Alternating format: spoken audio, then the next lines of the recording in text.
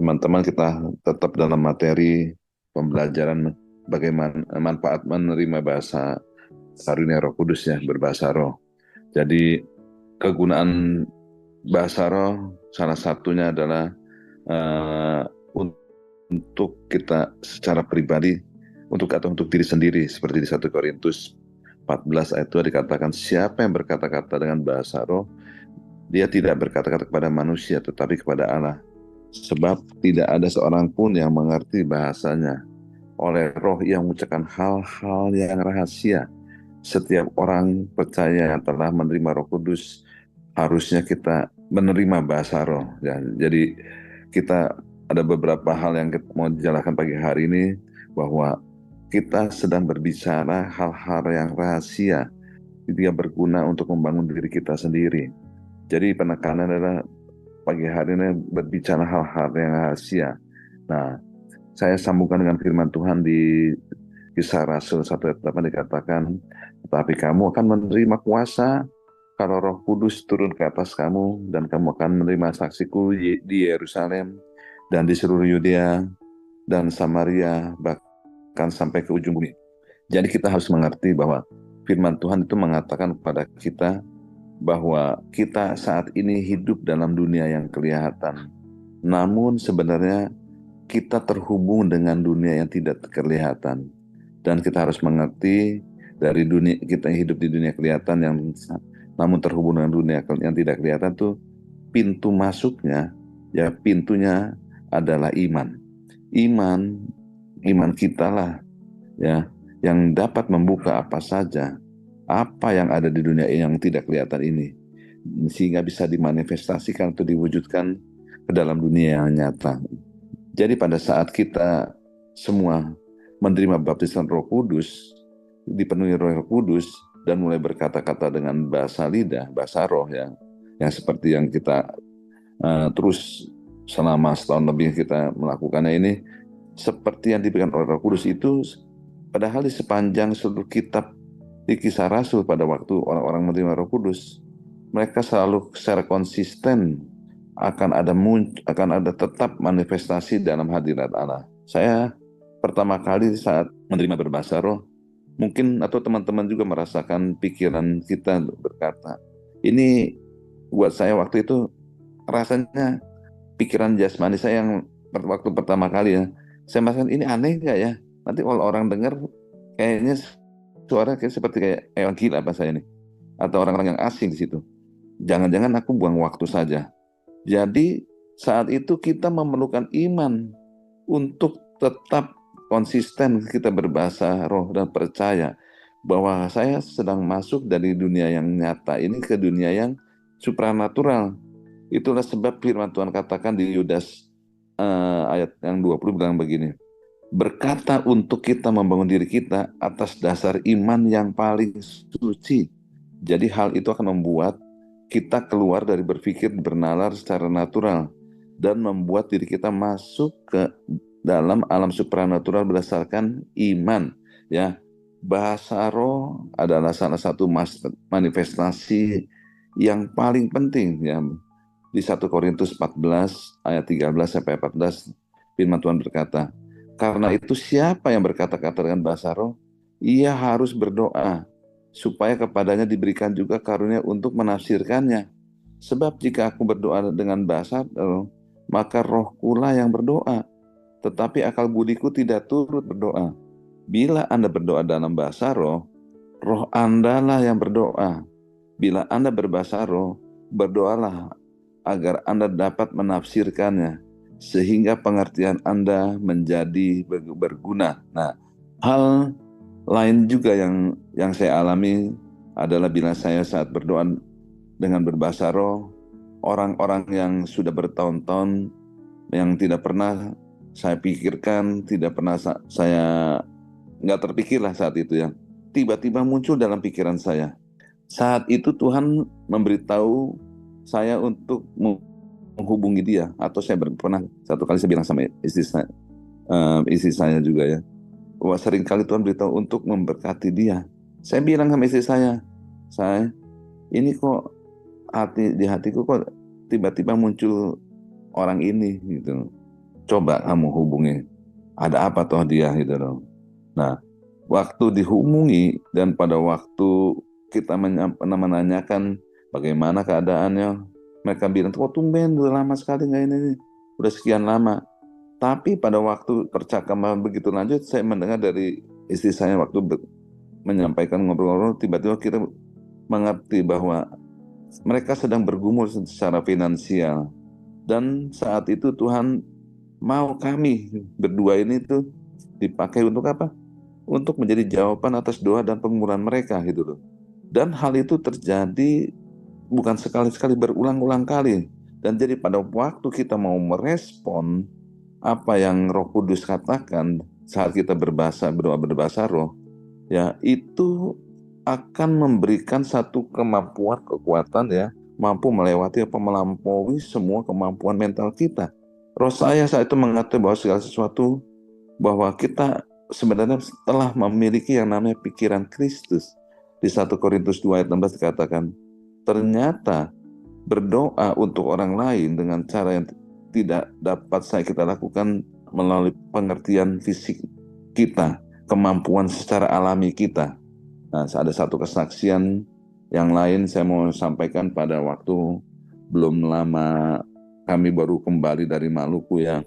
Saya bertugas, kami masih di Bintaro di kontrakan yang lama, jadi saat itu kita masih mengontrak. Jadi saya ingat satu kali pada saat saya tidur di lantai atas rumah kontrakan itu, anak-anak masih kecil, jadi tengah malam saya ingat dibangunkan, kira-kira saya nggak ingat jam 1:30 apa jam 1 atau setengah 2 pagi, tiba-tiba saya di hati bilang, kamu bangun sekarang. Setengah malam dalam keadaan masih ngantuk sekali, suara hati saya begitu kencang, begitu kuat untuk membangunkan saya. Ayo kamu berdoa, ambil gitarmu. Lalu dalam keadaan masih sangat mengantuk, saya mulai berdoa dalam bahasa roh. Saya raba gitar yang ada di samping saya ambil, lalu saya mulai memuji, menyembah. Lalu Roh Kudus ingatkan saat itu, waktu saya berbahasa roh, kamu naikkan lagu Masuk Ruang Maha Kudus. Saya mulai menyanyi, menyembah dalam bahasa roh. Tiba-tiba saya memuji dengan dengan yang mulai pelan, saya mulai makin lama makin cepat menyembah, makin cepat. Dan saya tahu ada merasakan bahwa hadirat Tuhan di situ. Dan pada saat hadirat Tuhan begitu kuat saat itu, ada satu juga kekuatan lain yang berusaha mengalihkan fokus saya, menekan saya begitu hebat, ya. Namun saya terus tetap fokus berbahasa roh sambil memainkan gitar saya dengan fokus sambil menutupkan mata saya supaya fokus saya tetap tertuju. Dan saat itu saya nggak tahu berapa lama saya menyembah berbahasa roh. Yang saya ingat saat itu adalah setelah lewat saya merasakan bahwa tubuh saya sangat berkeringat ya. Nggak tahu berapa lama saya menyembah saat itu, namun saya merasakan ada damai sejahtera, kelegaan sejahtera. Ya, jadi saya tahu bahwa Roh Kudus yang waktu kita terus membangun hubungan dengan Dia akan terus berbicara dalam hati kita. Entah kita waktu tidur, waktu duduk, waktu diam, waktu berjalan di kamar mandi, dimanapun saja. Jadi saya merasakan bahwa penyertaan Tuhan atas hidup kita orang percaya, seharusnya kita menyadari bahwa roh ada yang dalam kita terus itu seperti sinyal, seperti frekuensi wifi ya. Itu yang terus on setiap saat 24 jam. Kalau wifi aja kalau mati lampu dia bisa mati, tapi Roh Kudus tidak pernah mati, ya. Nah, lalu pada pagi harinya istri saya bertanya, "Kamu tadi malam sedang berperang rohani ya?" Saya mengatakan, "Tuhan membangunkan saya untuk melawan serangan si jahat." Jadi roh kita sebenarnya selalu terjaga. Nah, teman-teman dikasih Tuhan, pada waktu kita mengerti saat kita berbahasa roh, manfaatnya itu membangun diri sendiri, bahwa waktu kita membangun, kita nggak sia-sia pagi-pagi datang untuk mau melatih mengeluarkan semua karunia yang Tuhan sudah berikan. Kita sangat bersyukur dan kita mengerti firman Tuhan katakan, aku tidak akan meninggalkan kamu. Jadi saya mau bagikan begini, bahwa jadi sangat betapa pentingnya, betapa kita harus menerima baptisan Roh Kudus. Selagi dengan kita menerima baptisan Roh Kudus, artinya kita akan menerima karunia-karunia yang ada di dalamnya.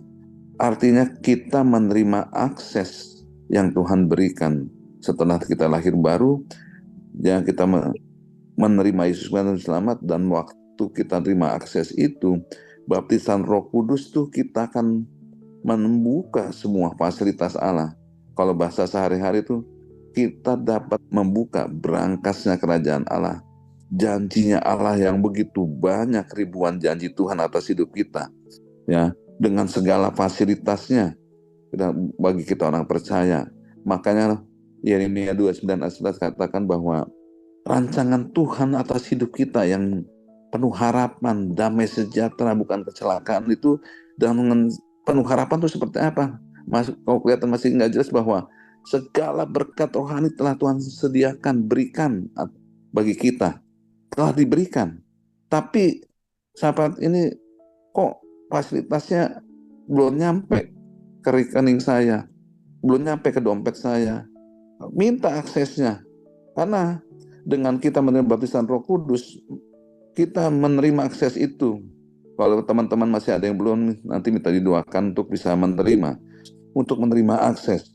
Bahkan setelah menerima aksesnya itu, kita menerima passwordnya. Bagaimana cara membukanya? Ya, puji Tuhan ya teman-teman.